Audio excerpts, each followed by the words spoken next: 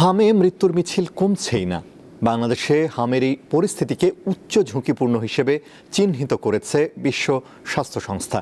চিকিৎসকরা বলছেন, মৃত্যুর অন্যতম কারণ অপুষ্টির পাশাপাশি আইসিইউ সংকট। তারা জানান, উপজেলা পর্যায়ে যদি আইসিইউ চালু রাখা যেত তাহলে অনেক শিশুর প্রাণ বাঁচানো সম্ভব হতো।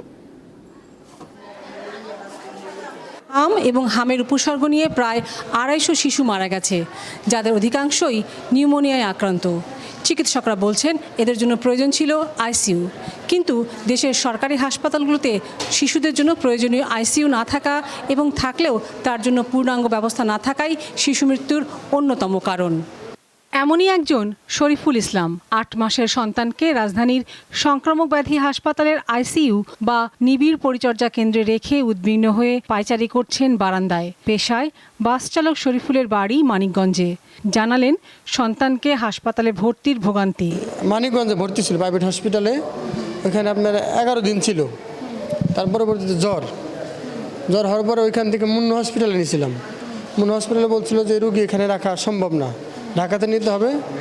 পরবর্তীতে ওইখান থেকে আপনার শিশু হাসপাতাল আনছিলাম এবং আইসিইউ নাই, আইসিইউ লাগবে। পরবর্তীতে ওইখানে সিট নেওয়ার পরে আমরা লালমাটিয়া ক্রিটিক্যাল হসপিটাল ওইখানে রাখছিলাম আইসিইউতে 3 দিন। কিন্তু 3 দিনে আমাদের অনেক টাকা খরচ হয়েছে, প্রায় আপনার 70 থেকে 80 হাজার টাকা। আর ওইখানে চিকিৎসার মানও তেমন ভালো পাই নাই, মানে 3 দিন রাখার পর কোনো উন্নতি পাই নাই। আর ওই জন্য এখান থেকে নিয়ে আসলাম। এই হাসপাতালে সমাজসেবা অধিদপ্তরের ছোটমণি নিবাসের 14 শিশুকে ভর্তি করানো হয়েছে, যাদের হাম ও চিকেন পক্স হয়েছে। এদের মধ্যে একজন গতকাল মারা গেছে। বাচ্চাদের শরীরে হাম আর চিকেন পক্স উঠছে, সেই জন্য নিয়ে আসছে এখানে। ঢাকা মেডিকেল নেওয়া হয়েছিল, কিন্তু ঢাকা মেডিকেল থেকে এখানে রেফার করছে, বলছে এখানেই ভালো হবে। চিকিৎসক জানিয়েছেন, যে শিশুটি মারা গেছে তার নিউমোনিয়া সহ অন্যান্য জটিলতা ছিল। এই ধরনের রোগীদের জন্য আইসিইউ প্রয়োজন। আমাদের এখানে আইসিইউ শিফটিংয়ের প্রথম কারণই হচ্ছে যে যাদেরকে আমরা বেশি বেশি মনিটরিং প্রয়োজন। আর আইসিইউতে আরেকটা হচ্ছে যে অক্সিজেন ডেলিভারি যে প্রসেসটা, সেটা ওয়ার্ডের চেয়ে ভালো আছে।